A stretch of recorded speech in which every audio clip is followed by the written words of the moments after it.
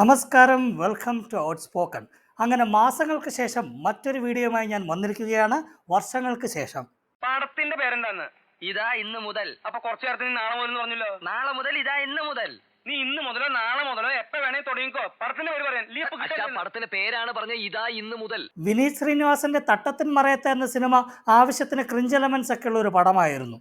പിന്നീട് ജേക്കബിന്റെ സ്വർഗരാജ്യവും ഹൃദയവും ഒക്കെ ആയപ്പോഴേക്കും നല്ലപോലെ ക്രിഞ്ചായി. അവിടുന്ന് വർഷങ്ങൾക്ക് ശേഷമായപ്പോഴേക്കും ക്രിഞ്ചോട് ക്രിഞ്ച് ഫസ്റ്റ്. വിനീതിന്റെ ഹൈലൈറ്റായ ചെന്നൈ പാസവും പാട്ടിയുടെ സാധവും ഒക്കെ വാരി വിതറിയിട്ടുണ്ട്.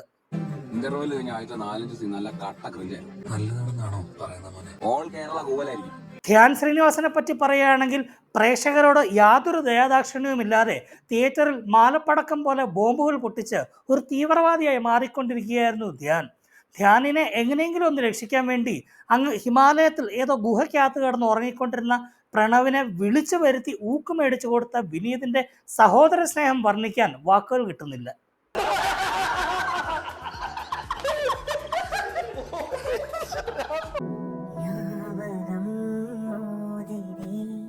അക്രമം ഞാൻ പോർക്കില്ല മാത്തൂട്ടിച്ചായ എന്റെ കൺമുമ്പിന്ന് പോടാ. പ്രണവിനെ പറ്റി പറയുകയാണെങ്കിൽ ലാലേട്ടന്റെ മകനായതുകൊണ്ട് തന്നെ പ്രണവിനെ അടുത്ത മോഹൻലാൽ ആക്കിയേ തീരൂ എന്ന വാശിയിലാണ് വിനീത് ശ്രീനിവാസൻ.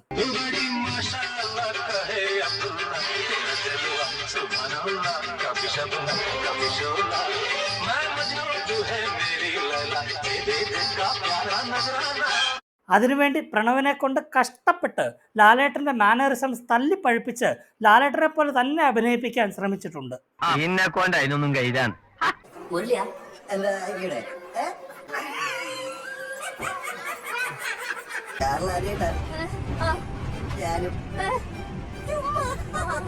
വർഷങ്ങൾക്ക് ശേഷം എന്ന ഈ സിനിമ സോഷ്യൽ മീഡിയയ്ക്ക് ധാരാളം സംഭാവനകൾ നൽകിയിട്ടുണ്ട്. ഷിറ്റിയർ മലയാളം മൂവി ഡീറ്റെയിൽസ് ഫേസ്ബുക്ക് ഗ്രൂപ്പിനും മറ്റ് ചില ട്രോൾ ഗ്രൂപ്പുകൾക്കുമൊക്കെ ധാരാളം ട്രോൾ കണ്ടന്റ് ഈ സിനിമ നൽകിയിട്ടുണ്ട്. അത്യാവശ്യം കൊള്ളാവുന്ന ഒരു പ്ലോട്ടിനെ അനാവശ്യമായ ഇല്ലോജിക്കലായ സീനുകൾ തിരക്കഥയിൽ കുത്തിക്കയറ്റി എങ്ങനെ ഒരു ട്രോൾ മെറ്റീരിയൽ ആക്കാം എന്നതിൻ്റെ ഉത്തമ ഉദാഹരണമാണ് വർഷങ്ങൾക്ക് ശേഷം. അപ്പോൾ നമുക്ക് കാര്യത്തിലേക്ക് കടക്കാം.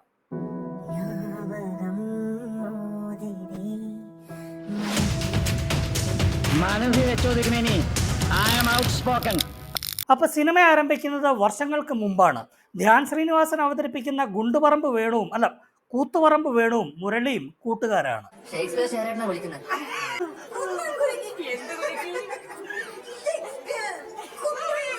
അയ്യോ, ഇതുപോലത്തെ കട്ടച്ചളി ഞാൻ പോലും പറയാറില്ലല്ലോ. ഇതെനിക്ക് ഇപ്പോ പ്രസിൽ വെച്ച് തോന്നിയതാണ്. അപ്പൊ മുരളി ഒരു മ്യൂസീഷ്യനാണ്, നന്നായിട്ട് വയലിൻ വായിക്കും. ആ പരിസരത്തൊന്നും മുരളിയെപ്പോലെ വയലിൻ വായിക്കുന്ന വേറൊരാളില്ല.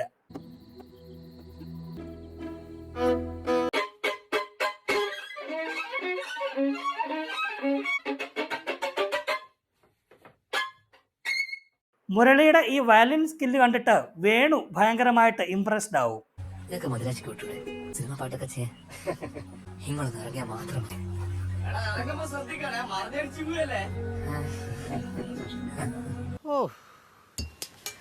എന്തൊരു ചളിയാടോ, ചളിവാരി അങ്ങ് തെറിപ്പിക്കുക, പൊത്തുക ചളിവാരി. രണ്ട് വേണുവോ? അപ്പം മുരളിക്ക് നാട്ടിൽ ചെറിയൊരു ലൈനുണ്ട്. ഈ മുരളി സാധാരണ ഒരു മുരളിയല്ല. മാസങ്ങളായി അലക്കാത്ത മുഷിഞ്ഞ ഒരു ജുബ്ബയും തോളിലൊരു സഞ്ചിയും ഇട്ട് മഹാരാജാസിലെ പഴയ ഞാൻ തൊട്ടാൽ പൂക്കുമെന്ന് കരുതി നീ പൊത്തിവെച്ച ഇടങ്ങൾ മോഡലിലുള്ള ഒരു ഗുൽമോഹർ മുരളിയാണ്. ആനിയാണെങ്കിൽ അത്രമേൽ ആനിയും. അടുത്തതായി ബൽറാം ആലപിച്ച ഗാനം കേൾക്കാം. ഞാനിന്ന് കപ്പേരെ രുചി നോക്കിയില്ല, കറിവെച്ച മീണ്ടിന്ന് കൊതി തീർന്നുമില്ല, അയിലേറെ തലതിന്നു കുഴിനാക്ക് പോലും എരിവും പുളിയും തിരിയാതെയായി. കാരണം ഇവർ പരസ്പരം സംസാരിക്കുന്നതൊക്കെ സാധാരണ മനുഷ്യർ സംസാരിക്കുന്ന പോലെ അല്ല. അനുവാദമുണ്ടെങ്കിൽ രാത്രി വീട്ടിൽ വന്ന് വാങ്ങിച്ചോളാം. പിൻകുറിപ്പ്, അമ്മയാണ് സത്യം, ഞാനൊരു പൂവാലനല്ല. ഇടവഴി കയറി മുന്നോട്ട് വരുമ്പോൾ വലത് ഭാഗത്ത് കൽപ്പടവുകൾ കാണാം. 8:30 മണിക്ക് അവിടെ വന്നാൽ പുസ്തകം തരാം. പിൻകുറിപ്പ്, അവിടെ പൂവാല കോഴികളില്ല, പാമ്പുണ്ട്. ഇപ്പോൾ ഉദാഹരണത്തിന് നിങ്ങൾ മദ്രാസിലോട്ട് പോകാൻ പ്ലാൻ ചെയ്യുകയാണെന്ന് വിചാരിക്കുക. അപ്പോൾ കൂട്ടുകാരനോട് എങ്ങനെ പറയും? എടാ നമുക്ക് നാളത്തെ വണ്ടിക്ക് മദ്രാസിന് പോകാമെന്ന് പറയും. പക്ഷേ ഗുൽമോഹർ മുരളി പറയും, പുകവറത്തിപ്പായുന്ന കൽക്കരി വണ്ടിയിൽ കയറി നമുക്ക് മദ്രാശിക്ക് വിട്ടാലോ? അങ്ങനെ ഇരിക്കുമ്പം ഒരു ദിവസം ഗുൽമോഹർ മുരളി അത്രമേൽ ആനിയുടെ വീട്ടിൽ ചെന്ന് മീൻകറിയും കൂട്ടി ചോറുണ്ടോണ്ടിരിക്കുന്നതിനിടയ്ക്ക് ആനിയെ പ്രപ്പോസ് ചെയ്യും. നമ്മൾ തമ്മിൽ തുറന്ന് സംസാരിച്ചിട്ടില്ല. എനിക്ക് ആനിയെ ഇഷ്ടം, കല്യാണം കഴിക്കണമെന്നുണ്ട്. And Annie was like, ജീവന് ഞാൻ എന്റെ ദൈവം വിജയ് ഇപ്പൊ എന്നെ കൂടെ വന്നിട്ടില്ല. അവന്റെ സെറ്റപ്പ സാധനം ഞാൻ പൊട്ടിച്ചിട്ട് ഞാൻ സെറ്റ് ആക്കുമേ. ആനി അപ്പം തന്നെ ഗുൽമോഹറിനെ അടിച്ച് പുറത്താക്കും. കാര്യം ഗുൽമോഹറിനോട് ആനിക്ക് ആത്മാർത്ഥമായ പ്രണയമുണ്ടെങ്കിലും അതിൻ്റെ കൂടെ തന്നെ സൈഡിലായിട്ട് ചേച്ചിയുടെ ഭർത്താവുമായിട്ട് ചെറിയൊരു അവിഹിത ബന്ധവുമുണ്ട്.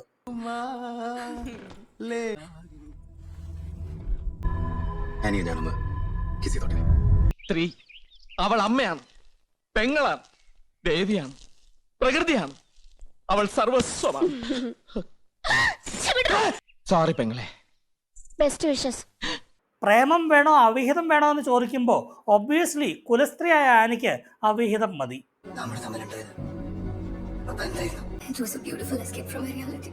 അതുകൊണ്ടാണോ നീ അവനെ കിടന്നു കൊടുത്തത്? ഉപദ്രവിക്കാതെ ചുമ്മാതെ കിട്ടുന്ന ഒരു രസമല്ലേ, അതെന്തിനാ കളഞ്ഞു കൊടുക്കേണ്ട ആവശ്യം? ഒരാവശ്യവും ഇല്ല, നന്നായി ചെയ്യേണ്ടതാണ്. അതോടെ മുരളിക്ക് മനസ്സിലായി ഇനി തൊട്ട് അപ്പൊ സ്നേഹിക്കുന്ന പെണ്ണിനെ ചേച്ചിയുടെ ഭർത്താവുമായി അവിഹിതമുണ്ടെന്നറിയുമ്പോൾ സ്വാഭാവികമായും മുരളിക്ക് ദേഷ്യം തോന്നും. ഈ ഒരു സിറ്റുവേഷനിൽ നമ്മൾ വല്ലതും ആണെങ്കിൽ അപ്പോഴേ ചേച്ചിയുടെ ഭർത്താവിനെ ഇടിച്ചങ്ങ് ചുരുട്ടും. പക്ഷേ മുരളി അങ്ങനല്ല.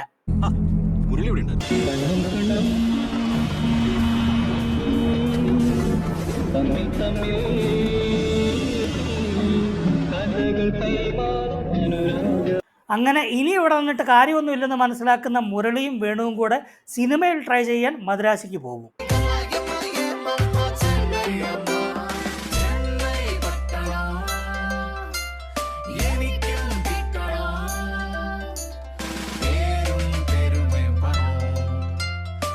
അവിടെ ചെന്ന് പല സ്റ്റുഡിയോയിലും ചെറിയ ചെറിയ ജോലിയൊക്കെ ചെയ്യുന്നതിനിടയ്ക്കാണ് ഈ പടത്തിലെ വില്ലൻ്റെ ഇൻട്രോ. ഇന്ദ്രധനുഷ് എന്ന മ്യൂസിക് ഡയറക്ടറാണ് ഈ സിനിമയിലെ സോ കോൾഡ് വില്ലൻ. അങ്ങനെ ഇന്ദ്രധനുഷും മുരളിയും പരിചയപ്പെടും. ഒരു ദിവസം ഇന്ദ്രധനുഷ് മുരളിയെ ബീച്ചിൽ വിളിച്ചുകൊണ്ടുപോയി ഇരുത്തി തന്റെ കഥ പറഞ്ഞു കേൾപ്പിക്കും. നിങ്ങൾക്ക് എന്നാ കുറച്ച് വലിയ ആർട്ടിസ്റ്റിന്റെ വലിയ പടം ചെയ്യല്ലേ? பெரிய ஆர்டிஸ்ட், பெரிய படம். நீ சொன்னியே அந்த பெரிய ஆர்டிஸ்ட், அவரை நேத்து என்ன வீட்டுக்கு கூப்பிட்டாரு. സെക്സി கம்போஸ் உள்ள போனா டைரக்டரும் இல்ல, ப்ரொடியூசரும் இல்ல, ஃப்ரெண்ட்ஸ் சொல்லி ஒரு கூட்டமா உட்காந்து அதுக்கு நடுவுல என்ன உட்கார வச்சு கம்போஸ் பண்ண சொன்னாங்க. ட்ரம், தட்டு, கஞ்சா, பக்கத்துல ரூம்ல இருந்து பொண்ணுங்க சத்தம். இதுக்கு மத்தியில கம்போஸ் உட்கார்ந்த இடத்துல 28 மணி கம்போஸ்.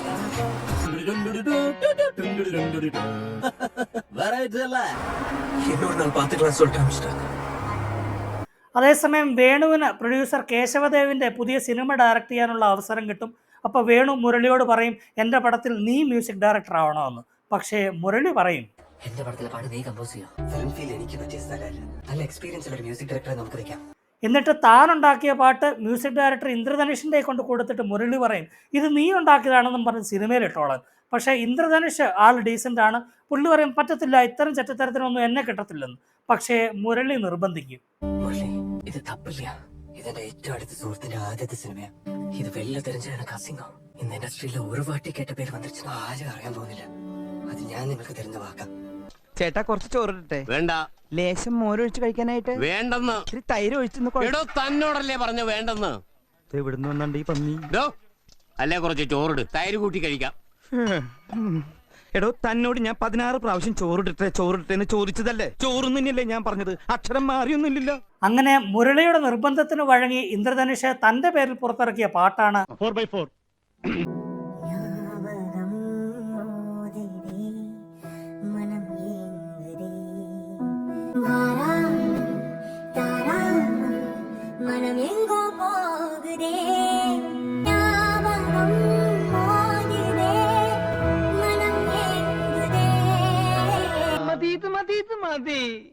എൻ്റെ അഭിപ്രായത്തിൽ ഈ പാട്ട് വളരെ നല്ലൊരു പാട്ടാണ്. നല്ല ഫീലുണ്ട്. ചുമ്മാ ഇരിക്കുമ്പോഴൊക്കെ അങ്ങ് പാടാൻ തോന്നും. പക്ഷേ ഈ സിനിമയിൽ ഈ പാട്ട് ആവശ്യത്തിനും അനാവശ്യത്തിനും വേണ്ടിടത്തും വേണ്ടാത്തടത്തും മുരളി തുണി അലക്കുമ്പോഴും വേണു കക്കൂസി പോകുമ്പോഴും വരെ റിപ്പീറ്റായിട്ട് പ്ലേ ചെയ്ത് വെറുപ്പിച്ചത് കൊണ്ടാണ് ഈ പാട്ടിന് ഇത്രയധികം ട്രോള് കിട്ടുന്നത്.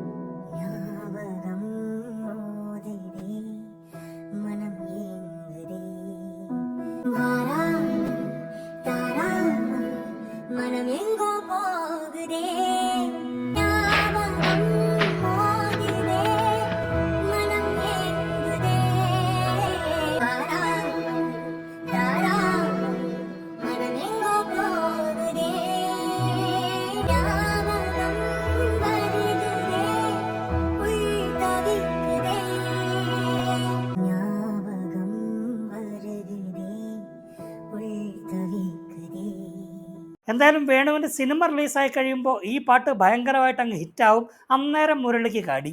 പുള്ളി നേരെ ഇന്ദ്രധനുഷിൻ്റെ അടുത്ത് നിന്നിട്ട് പറയും, ഇത് എൻ്റെ പാട്ടാണ്, ഇതിൻ്റെ ക്രെഡിറ്റ് എനിക്ക് വേണമെന്ന്. ഇത്രയും വിദഗ്ധമായി ഈ ദൗത്യം നിർവഹിച്ച നീ യഥാർത്ഥത്തിൽ സമർത്ഥനാണ്, സംശയമില്ല. അതായത് ഇന്ദ്രധനുഷ് ആദ്യമേ പറഞ്ഞതാണ് ഇമാതിരി ഉടായ്പ പരിപാടിക്കൊന്നും എന്നെ കിട്ടത്തില്ലെന്ന്. അന്നേരം മുരളി എന്ന അയാളെ നിർബന്ധിച്ച് ഈ പാട്ട് നിന്റെ പേരിൽ ഇറക്കണമെന്ന് പറഞ്ഞ് കാല് പിടിച്ച് ആരും അറിയത്തില്ല, പരമരഹസ്യമായിരിക്കും എന്നൊക്കെ പറഞ്ഞിട്ട് ഇപ്പം ചെന്ന് പുള്ളിയോട് പറയാണ് ഇത് മുരളിയുടെ പാട്ടാണെന്ന് ഡയറക്ടറിനോട് ചെന്ന് പറയാൻ. And Indradhanush was like. അല്ലെങ്കിലും വിനീത് ശ്രീനിവാസന്റെ സിനിമകളിലെ വില്ലന്മാരൊക്കെ സാധുക്കളാണ്. കടം കൊടുത്ത് സഹായിച്ച കാശ് തിരിച്ചു ചോദിച്ചാൽ അവൻ വില്ലൻ. നിർബന്ധിച്ച് ഏൽപ്പിച്ചിട്ട് വന്നിട്ട് പോയ പാട്ട് ഹിറ്റായി കഴിയുമ്പോൾ അത് വേറൊരുത്തിൻ്റെ ആണെന്ന് ഏറ്റു പറഞ്ഞ് സ്വന്തം കരിയർ തൊലച്ചില്ലെങ്കിൽ അവൻ വില്ലൻ. അത് കഴിയുമ്പം വേണുവിൻ്റെ 5-6 സിനിമകൾ അടുപ്പിച്ചങ്ങ് പൊട്ടും. മുരളി ജോലിയെടുത്ത് ജീവിക്കാതെ വെള്ളം അടിച്ച് പാമ്പായിട്ട് നടക്കും. ഈ വേണുവും മുരളിയും കൂടെ ഉടക്കും. ഈ മുരളിക്ക് മിന്നൽ മുരളിയെ പോലെ തന്നെ ഒരു പ്രത്യേകതയുണ്ട്.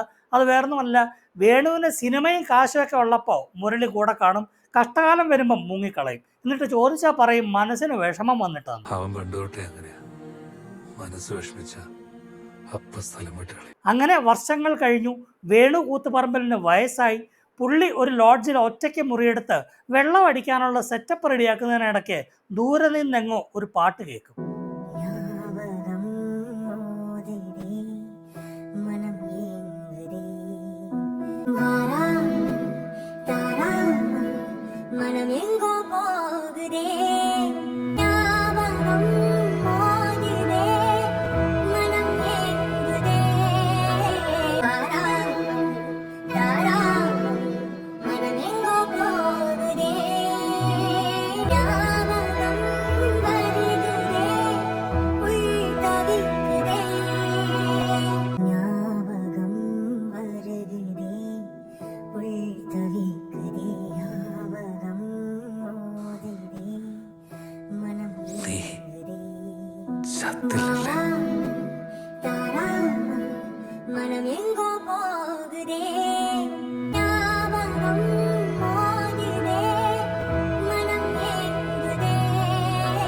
ഇവിടെയാണ് ഈ പടത്തിൻ്റെ ഇൻ്റർവെൽ.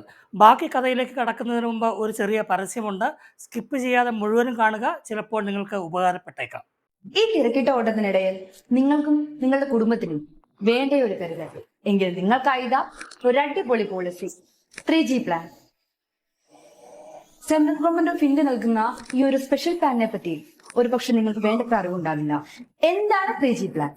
3 ജനറേഷൻ പ്ലാൻ അഥവാ 3 തലമുറകളെ സംരക്ഷിക്കുന്ന സ്പെഷ്യൽ പ്ലാൻ. അതായത് നിങ്ങളുടെ കുട്ടിയുടെ, നിങ്ങളുടെ പേരക്കുട്ടിയുടെ ജീവിതം ഇതിൽ ഭദ്രമാണ്. ഈ ഒരു പോളിസിയെ പറ്റിയും മറ്റ് ഇൻഷുറൻസ് സംബന്ധമായുള്ള എല്ലാ സേവനങ്ങൾക്കും സമീപിക്കൂ ക്രിസ് ഫിൻകെയർ. നിങ്ങളുടെ എല്ലാ ചോദ്യങ്ങൾക്കും സംശയങ്ങൾക്കും താഴെ കാണുന്ന നമ്പറിൽ കോൺടാക്ട് ചെയ്യൂ. ഇത് ഒരു പെയ്ഡ് പ്രൊമോഷൻ ഒന്നുമല്ല. എനിക്ക് വർഷങ്ങളായി അറിയാവുന്ന അടുത്ത സുഹൃത്തിൻ്റെ സ്ഥാപനമാണ്. ഈ പറഞ്ഞ 3 ജനറേഷൻ പ്ലാൻ പോലെ തന്നെ പെൻഷൻ പ്ലാനുകൾ, കുട്ടികൾക്കായുള്ള പോളിസി, സീനിയർ സിറ്റിസൻസിനായിട്ടുള്ള പോളിസി, അങ്ങനെ ധാരാളം ഗവൺമെൻറ് അപ്രൂവ്ഡ് ആയിട്ടുള്ള പോളിസികൾ ലഭ്യമാണ്. എൻ്റെ പേരൻസിൻ്റെ ഹെൽത്ത് ഇൻഷുറൻസ് ഞാൻ എടുത്തിരിക്കുന്നത് ഈ ക്രിസ് ഫിൻകെയർ വഴിയാണ്. അപ്പോൾ നിങ്ങൾക്ക് ഇൻഷുറൻസ് സംബന്ധമായ എന്തെങ്കിലും ഒരു ആവശ്യമുണ്ടെങ്കിൽ ക്രിസ് ഫിൻകെയറുമായി ബന്ധപ്പെടുക. അപ്പോൾ നമുക്കിനി ബാക്കി കഥയിലേക്ക് കടക്കാം. അപ്പോൾ സെക്കൻഡ് ഹാഫ് എന്ന് പറയുന്നത് വേണു കൂത്തുപറമ്പും മുരളിയും കൂടെ പുതിയൊരു സിനിമ എടുക്കാൻ ശ്രമിക്കുന്നതാണ്. അപ്പോൾ അതിനിടയ്ക്ക് നമ്മുടെ പഴയ സാധു വില്ലൻ ഇന്ദ്രധനുഷ് നിഷ്കളങ്കതയുടെ അമിതഭാരം മൂലം ഹൃദയം പൊട്ടി മരിക്കും. ചക്രവർത്തിക്ക് ആദരാഞ്ജലികൾ. ഇനി ഇങ്ങനെയുള്ള കലാകാരന്മാരുണ്ടാവോ? ഉള്ളിന്ന് വരട്ടെ. ഞാവകം പോലത്തെ പാട്ടൊക്കെ വേറെ ആർക്കെങ്കിലും ചെയ്യാൻ പറ്റുമോ? 10 വർഷം മുന്നേ എൻ്റെ മകനെ കാണാതായതാണ്. അവനിപ്പോൾ എവിടെയാന്ന് പോലും എനിക്കറിയില്ല. എടുത്തു പറയേണ്ടത് ഈ സിനിമയുടെ സെക്കൻഡ് ഹാഫിലെ മേക്കപ്പാണ്. ധ്യാൻ ശ്രീനിവാസന്റെ വയസ്സായ ഗെറ്റപ്പ് പിന്നെയും ഓക്കെയാണ്. പക്ഷെ പ്രണവിന്റെ മേക്കപ്പാണ് കൊടൂരം. ഈ 5ാം ക്ലാസ്സിൽ പഠിക്കുന്ന കുട്ടികളുടെ സ്കൂൾ കലോത്സവത്തിന് തലയിൽ പൗഡർ വിട്ട് പേന കൊണ്ട് താടിയും വരച്ച് ഷോളും പുറച്ച് വന്ന് നിൽക്കുന്നത് പോലെ തന്നെ ഉണ്ട്. പക്ഷെ പറയുമ്പം എല്ലാം തുറന്ന് പറയണമല്ലോ, പ്രണവിന്റെ മേക്കപ്പ് അത്രയ്ക്ക് മോശമൊന്നും ആയിരുന്നില്ല. ചില ആംഗിളിൽ നോക്കുമ്പോൾ തനി യേശു ക്രിസ്തു.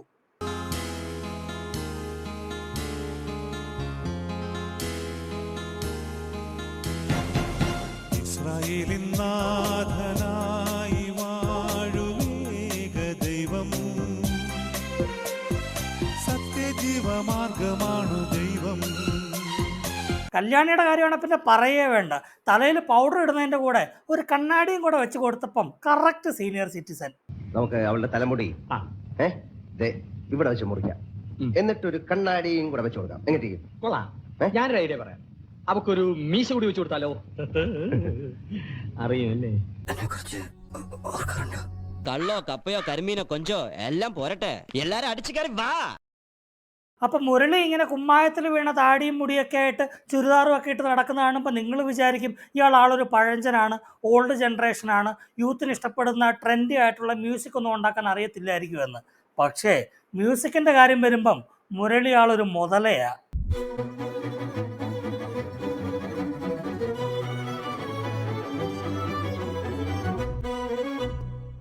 ആത്മവിദ്യാലയമേ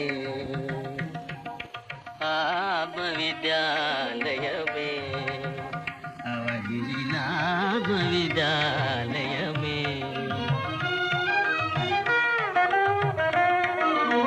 അപ്പോൾ വേണുവിൻ്റെ പുതിയ സിനിമയുടെ പേരാണ് ജീവിതഗാഥകളെ. ഈ പടത്തിലെ നായകനാണ് തുടർച്ചയായി 7 പടങ്ങൾ അടുപ്പിച്ച് പൊട്ടിച്ച സൂപ്പർ സ്റ്റാർ നിതിൻ മോളി. അല്ല, കഥയൊന്നും കേൾക്കണ്ടേ? എന്തിനു കേൾക്കണം? ഒരു കാര്യമില്ല. അതാണ് കുഴപ്പം. മൂത്തോൻ, കനകം കാമന് കലഹം, മഹാവീര്യർ, തുറമുഖം, പടവെട്ട്, സാറ്റർഡേ നൈറ്റ്സ്, രാമചന്ദ്രബോസ് ഇതിൻ്റെയൊക്കെ കഥ കേട്ടിട്ടുണ്ടായിരുന്നെങ്കിൽ പടക്കക്കടയ്ക്ക് തീ പിടിച്ച പോലെ എല്ലാം കൂടി ഇങ്ങനെ വരിയായിട്ട് പൊട്ടത്തില്ലായിരുന്നു.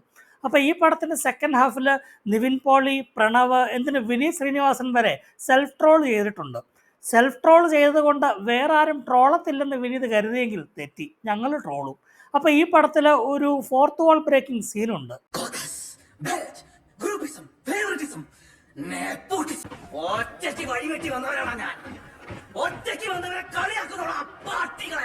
വാഷ്ട ലുക്ക് ഹു ഈസ് ടോക്കിംഗ്. സംവിധായകർ വിനീഷ് രാമദാസിൻ്റെയും അൽഫോൺസ് കൊച്ചുമോൻ്റെയും ഗ്രൂപ്പിൽ ചേർന്ന് അവരുടെ സപ്പോർട്ട് കൊണ്ട് പൊങ്ങി വന്ന് സൂപ്പർ സ്റ്റാർ ആയ ആളാണ് നിതിൻ മോളി. എന്നിട്ടാണ് പറയുന്നത് ഒറ്റയ്ക്ക് വഴിവെട്ടി വന്നതാണെന്ന്. അതിനൊന്നും ഇല്ലേ? അങ്ങനെ വേണുവിൻ്റെ ജീവിതകഥകളെ റിലീസായി. നമ്മളിപ്പോൾ ഒരു പടം കാണാൻ വേണ്ടിയിട്ട് തിയേറ്ററിൽ പോയാൽ തൊട്ടടുത്ത സീറ്റിലിരിക്കുന്നവൻ പടം തീരുന്നത് വരെ മൊബൈലിൽ കൊണ സംസാരിക്കുന്നത് കേട്ടിട്ടില്ലേ? അത് വേറെ ആരുമല്ല, ആ പടത്തിൻ്റെ ക്രൂ തന്നെയാണ്. ഫസ്റ്റ് ഡേ ഫസ്റ്റ് ഷോയ്ക്ക് തിയേറ്ററിനകത്ത് നിന്നും ലൈവ് കമൻട്രിയുമായി നമ്മോടൊപ്പം ചേരുന്നു അസിസ്റ്റന്റ് ഡയറക്ടർ പ്രദീപ്. പറയൂ പ്രദീപ്. നമ്മുടെ ഔട്ട്ഡോർ സീനിൽ വലിയ അനക്കമൊന്നുമില്ല സാർ. നമ്മുടെ ക്ലാസ് റൂമിൽ ടീച്ചറിന് ഒട്ടും റെസ്പോൺസ് ഇല്ല സാർ. രണ്ടാമത്തെ സീനിൽ നമ്മൾ വിചാരിച്ചത്ര ചിരിയൊന്നുമില്ല. അതേതാണ് പ്രേക്ഷകരങ്ങനെ പൊട്ടിച്ചിരിക്കുമെന്ന് വിചാരിച്ച സീൻ?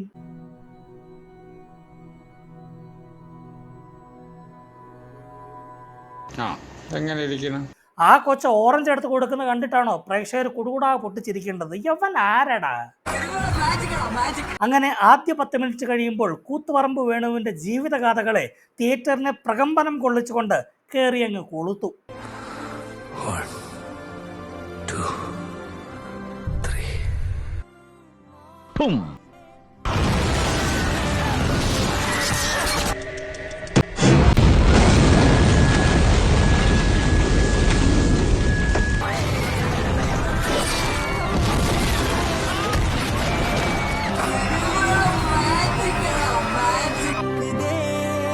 അങ്ങനെ കുറേ പേരെ ICUയിലോട്ട് കൊണ്ടുപോയി, കുറേ പേരെ ഡയറക്റ്റ് മോർച്ചറിയിലോട്ട് കൊണ്ടുപോയി. എന്തിനേറെ പറയുന്നു, മുഖ്യമന്ത്രി വരെ കേരളത്തിലെ ജനങ്ങൾക്ക് മുന്നറിയിപ്പ് നൽകി. അതെ, നിർഭാഗ്യകരമായ ഒരു റിപ്പോർട്ടാണ് വന്നിട്ടുള്ളത്.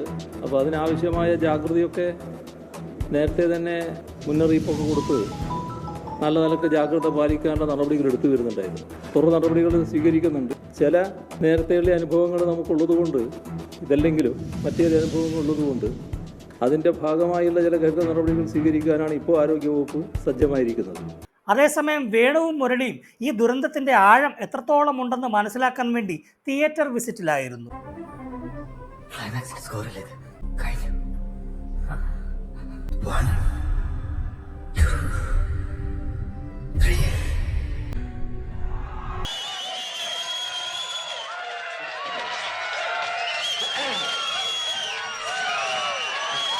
ഫസ്റ്റ് ഹാഫ് നിതിമോളുടെ ആറാട്ടാണ്, സെക്കൻഡ് ഹാഫ് ഞാൻ കണ്ടല്ല. വേണു കൂത്തുമറവനോട് ക്രഷായിട്ടുണ്ട്. ജീവിതമാണ്, ഹോയ് ഗാഥകളാണ്, കൂത്തുപറമ്പ് വേണുവിന്റെ കൂത്തിക്കഴപ്പാണ്, ഹോയ് നിതിൻ മോളി മലയാള സിനിമയുടെ അന്തകനാണ്. ഈ പടത്തിന്റെ ഒന്നാമത്തെ പോസിറ്റീവ് നല്ല തേമ്പിയ മേക്കിംഗ്, കൂടാതെ പ്രേക്ഷകനെ തൃപ്തിപ്പെടുത്തുന്ന ഒരു തേങ്ങയും ഇതിലില്ല. ഈ സിനിമ കണ്ട എനിക്കാണ് വയ്യാണ്ടായത്. ഇത്രയും പ്രായമായില്ലേ ഈ മനുഷ്യന്, എന്തോ അത് വളരെ ക്രിഞ്ചടിച്ച് പോകുന്ന കാണുന്നത്. അങ്ങനെ തുടങ്ങി ഒരു 10 മിനിറ്റ് കഴിയുമ്പോഴത്തേക്കിന് ആൾക്കാർക്ക് മടുത്തിട്ട് പിന്നെ കുറെ ആൾക്കാർ കൂവൽ തുടങ്ങി. അങ്ങനെ തുടർച്ചയായ 7 പരാജയങ്ങൾക്ക് ശേഷം നിതിൻ മോളിയുടെ പക്ഷെ ഒന്നുണ്ട്, ഈ സിനിമയുടെ ടെയിലൻഡിൽ വിനീത് ശ്രീനിവാസൻ എടുത്തു വെച്ചിരിക്കുന്ന അവസാന രംഗം എനിക്ക് വല്ലാതെ അങ്ങ് ഇഷ്ടപ്പെട്ടു. അതിന് വിനീത് അഭിനന്ദനം അർഹിക്കുന്നു.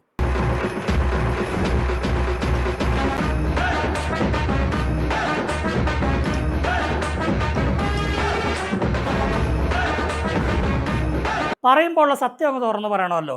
പേഴ്സണലി ഈ സിനിമ എനിക്ക് വളരെ ഇഷ്ടപ്പെട്ടു.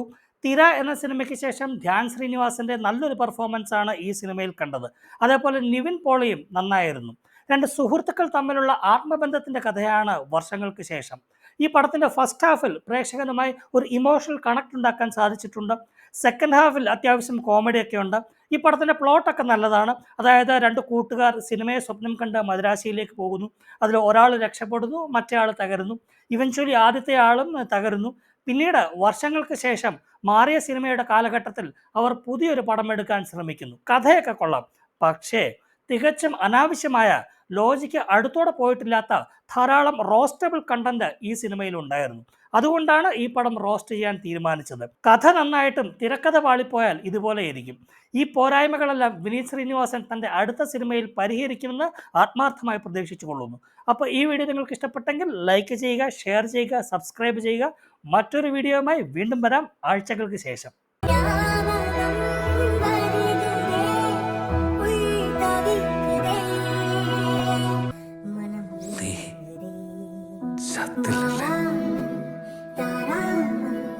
மனம் எங்கோ போகுதே.